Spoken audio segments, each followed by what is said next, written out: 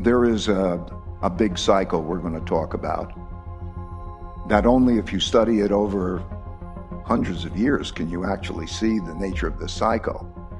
And we're in a big cycle. And so I did this 40-minute video. It's called The Changing World Order, and it corresponds with the book I wrote called The Changing World Order. But this is a 4-minute clip that tries to get it down to 4 minutes what that big cycle looks like.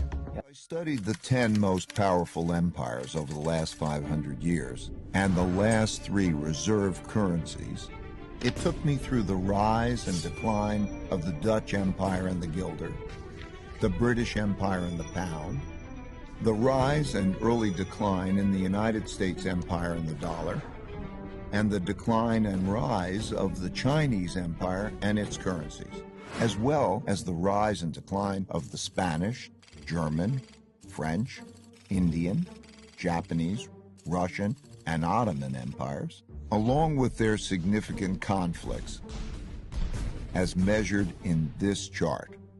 To understand China's patterns better, I also studied the rise and fall of Chinese dynasties and their monies back to the year 600. Because looking at all these measures at once can be confusing, I'll focus on the 4 most important ones: the Dutch, British, US, and Chinese. You'll quickly notice the pattern. Now let's simplify the form a bit. As you can see, they transpired in overlapping cycles that lasted about 250 years, with 10 to 20-year transition periods between them. Typically, these transitions have been periods of great conflict because leading powers don't decline without a fight. So how am I measuring an empire's power? In this study, I used 8 metrics. Each country's measure of total power is derived by averaging them together. They are education, inventiveness and technology development, competitiveness in global markets, economic output, share of world trade, military strength, the power of their financial center for capital markets, and the strength of their currency as a reserve currency. Because these powers are measurable, we can see how strong each country is now, was in the past, and whether they're rising or declining.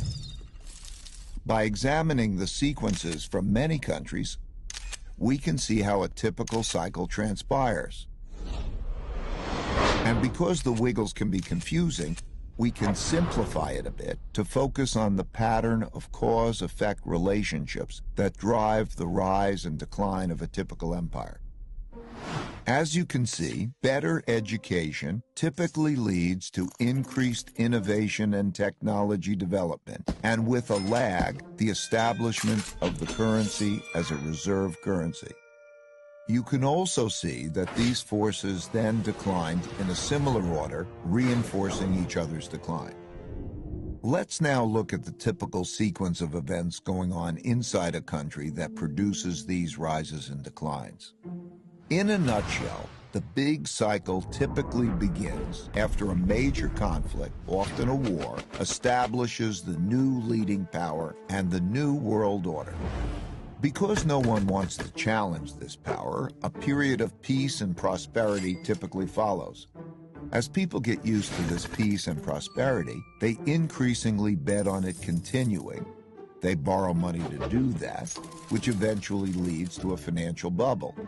The empire's share of trade grows, and when most transactions are conducted in its currency, it becomes a reserve currency, which leads to even more borrowing. At the same time, this increased prosperity distributes wealth unevenly, so the wealth gap typically grows between the rich haves and the poor have-nots. Eventually, the financial bubble bursts, which leads to the printing of money and increased internal conflict between the rich and the poor, which leads to some form of revolution to redistribute wealth. This can happen peacefully or as a civil war. While the empire struggles with this internal conflict, its power diminishes relative to external rival powers on the rise. When a new rising power gets strong enough to compete with the dominant power that is having domestic breakdowns, external conflicts, most typically wars, take place. Out of these internal and external wars come new winners and losers. Then the winners get together to create the new world order, and the cycle begins again. That's the best I could do in 4 minutes, but it's a lot more complicated.